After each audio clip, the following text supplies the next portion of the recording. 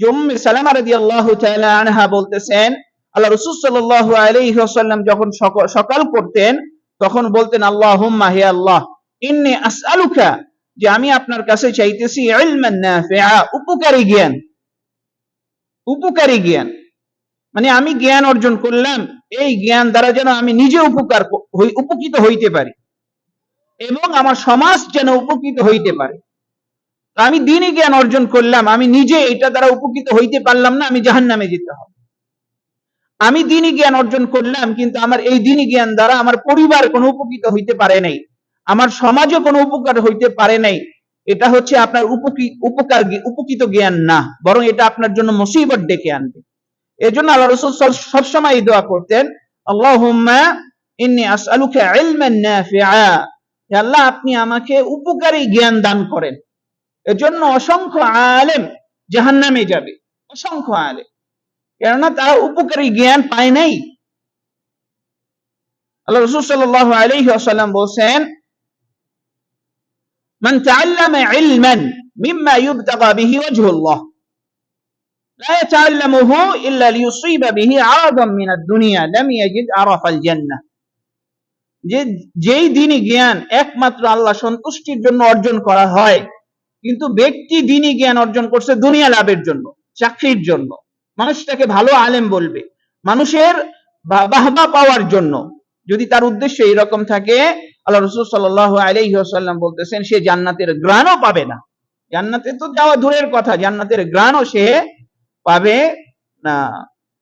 এবং আল্লাহ রাসূল সাল্লাল্লাহু আলাইহি ওয়াসাল্লাম সকাল হওয়ার পরে বলতেন, আল্লাহুম্মা ইন্নী আসআলুকা ইলমান নাফিআ, হে আল্লাহ, আপনি আমাকে উপকারী জ্ঞান দান করেন, ওয়া রিজকান তাইয়্যিবা, এবং হালাল রিজিক দান করেন। হালাল রিজিক আল্লাহর কাছে চাইতে হবে। আমরা অনেকেই হারামের সাথে জড়িত, সুদের সাথে জড়িত, ঘুষের সাথে জড়িত, মানুষের সাথে ধোঁকাবাজি করে ইনকাম করার সাথে জড়িত, মাপে কম দিয়ে আমি ইনকাম করি, তাই না? অনেক সময় চুরি করে ইনকাম করি, অথবা মানুষের সাথে মিথ্যা কথা বলে ইনকাম করি। এই সমস্ত কিছু হারাম ইনকাম আপনার। এর জন্য আল্লাহর কাছে হালাল ইনকাম চাইতে হবে। আল্লাহ রাসূল সকালে সবসময় চাইতেন যে ওয়ারিজকান তাইয়্যিবা, হালাল রিজিক আপনি আমাকে দান করেন, আল্লাহর কাছে চাইতে হবে ভাইরা। ওয়া আমালান মুতাকাব্বালা, ও আমালান সালিহা, এবং এমন আমল আপনি আমাকে দান করেন যেটা বিদআত মুক্ত, শিরক মুক্ত। আপনি বিদআত যুক্ত, শিরক যুক্ত আমল যদি করেন, এটা আল্লাহর কাছে পছন্দনীয় আমল নয়। এর জন্য আপনি যেই আমল করেন না কেন, এটা সুন্নাহ মোতাবেক হইতে হবে। আপনি যে কোনো আমল কবুল হওয়ার জন্য দুইটা শর্ত, একটা হচ্ছে যে ওই আমলটা আপনি আল্লাহ সন্তুষ্টির জন্য করতে হবে, দ্বিতীয় নাম্বার হচ্ছে ওই আমলটা আল্লাহ রসুলের সুন্নাহ অনুযায়ী হইতে হবে, আল্লাহ রসুল যেইভাবে করছে। ভাইরা আমার,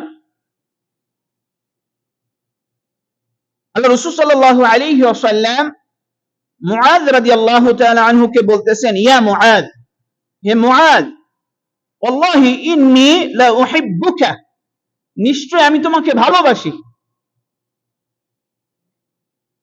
ফালা তাদআন্না দুবুরা কুল্লি সালাতিন আন তাকুলা আল্লাহুম্মা আ'ইন্নি আলা যিকরিকা ওয়া শুকরিকা ওয়া হুসনি ইবাদাতিক।